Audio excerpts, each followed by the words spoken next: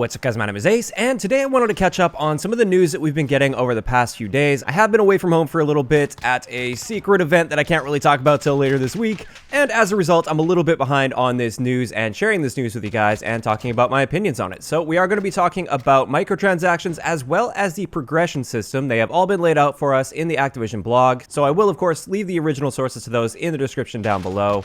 But let's start it off with the microtransaction news, which is actually very good news. In this blog post direct from Activision, this isn't leaks or rumors, and this isn't just a dev tweeting or anything, this is an official blog post from Activision.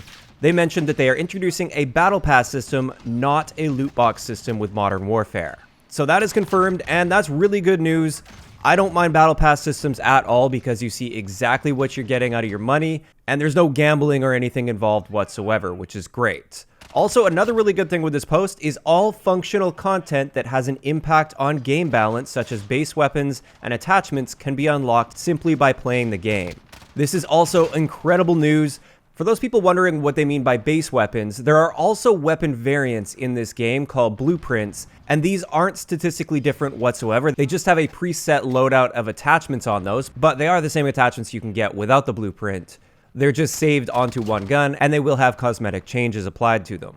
So base guns refer to the brand new weapons that we'll be getting post-launch that are statistically different, and they do mention here that it will be unlocked by simply playing the game, which is good news, but of course we do have to see the system. We have to see how much playtime is required in order to get this. Is it reasonable for the average player, or is it something you have to grind a completely unreasonable amount of time to get?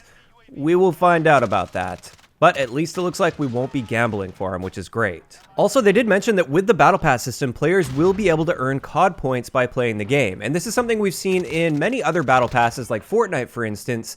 And I really like this idea. Basically, the idea behind it is when you buy the first Battle Pass for $10, $15, whatever they want to charge for it. I don't know exactly what they will be charging, but let's just say it's $10 for the Battle Pass. As you go through that battle pass, and if you complete all the tiers of that battle pass, presumably you will effectively make your money back. So you will get all of those COD points back so that you can use those COD points to buy the next battle pass.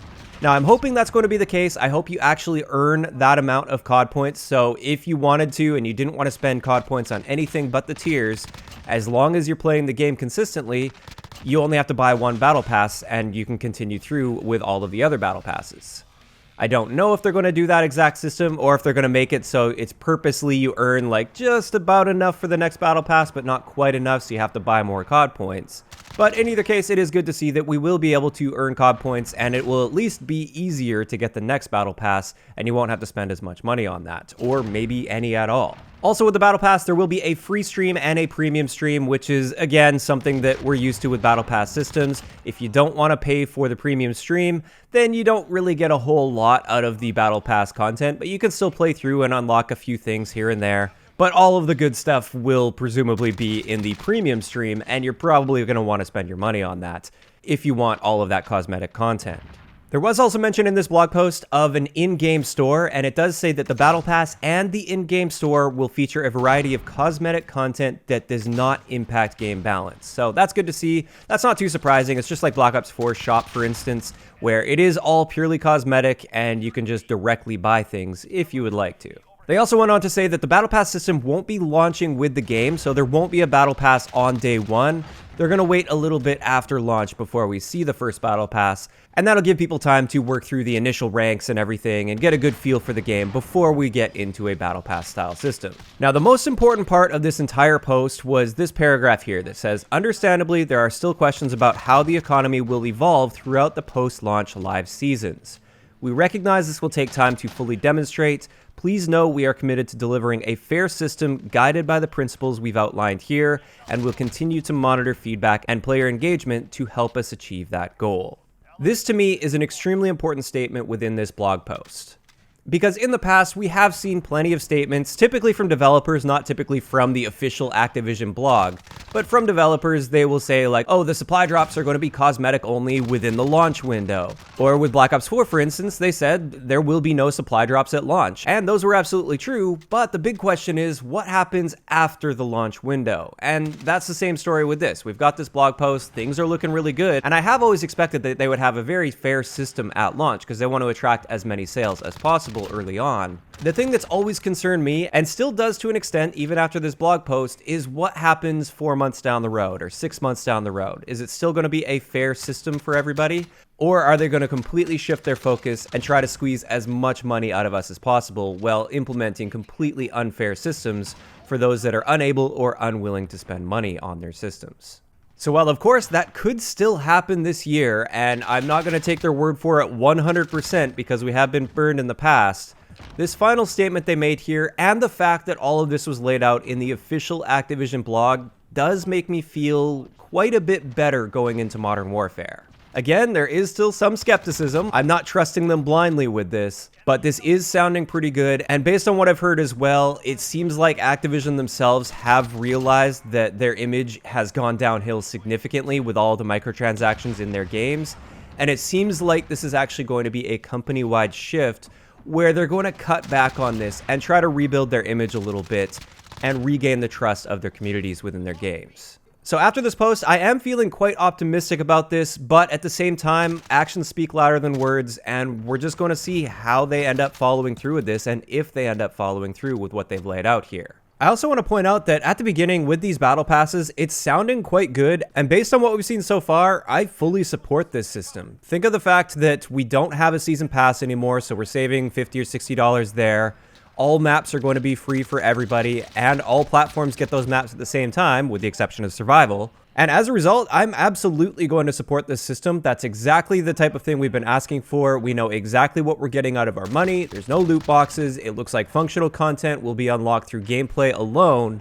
And as long as that remains the case, I am perfectly happy to support this system and show the developers that this is the system that we want and a system that we are willing to spend money on. The moment they start screwing us over with loot boxes or locking functional content behind a paywall, that's the moment they stop getting any monetary support from me whatsoever. So I really hope they end up following through, and I'm perfectly willing to be spending money throughout the entire year if that's the case. So that pretty much covers it for the microtransaction stuff, but there was another blog post where they talked about the progression system in Modern Warfare, and I just wanted to quickly skim over that, go through all of the main points, and share my thoughts and opinions on it. So first up, it turns out the leaks from the Gaming Revolution on this were completely accurate. When you first get the game, you have your enlisted ranks, which is rank 1 to rank 55, and this is where you unlock all of your content throughout the game. All of your guns and kill streaks and perks and everything like that, just like you would with a normal prestige system. But this time, once you reach level 55, there is no prestiging. Instead, we are going to get seasonal ranks after rank 55. Every season, you will be set back to rank 55, so you will never lose any of the items that you've unlocked when a new season begins. You just pick it up again from level 55, and you work on your officer ranks, which are your season ranks. Now, to rank up in Modern Warfare, you can do this in multiplayer as well as Spec Ops operations and missions. You can complete daily challenges, you can complete challenge missions, which are multi-step objectives that result in rewards, and you can also do things like camo challenges. Now, once you unlock the officer ranks, so after rank 55, and these are seasonal, there are additional officer rank challenges that you'll have access to.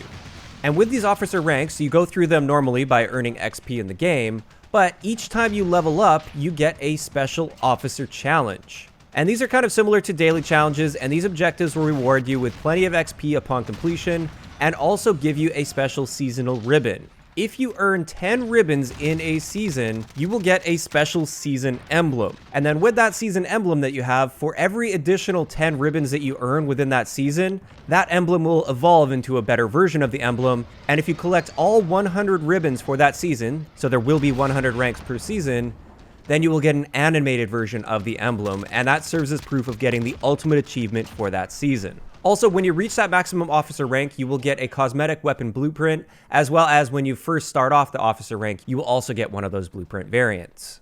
Now, alongside this, we also have our weapon ranks. These are completely separate from the other sorts of ranks, and you rank weapons up the same way you'd expect by using that weapon and gaining XP. And on average for the weapons in this game, there are roughly 50 attachments to unlock and about 80 levels. It depends on the weapon that you're using, but there are a ton of levels and attachments to grind through with each one of these guns. And on top of this, there are over 100 earnable camos for each weapon, which is absolutely insane. In the past, normally you'd have, I don't know, what, like 15, 20 camos that you could earn per weapon.